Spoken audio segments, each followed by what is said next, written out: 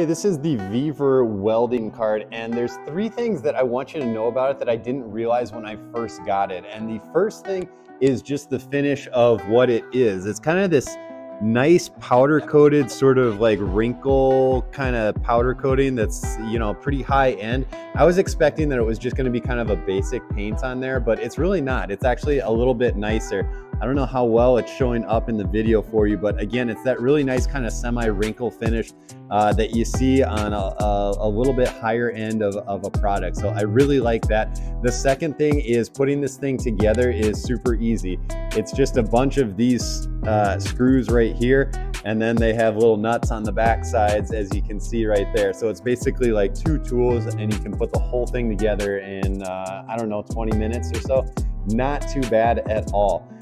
It does have this little storage right here, which I didn't fully understand how that worked, but it's a lockable little storage cubby right there.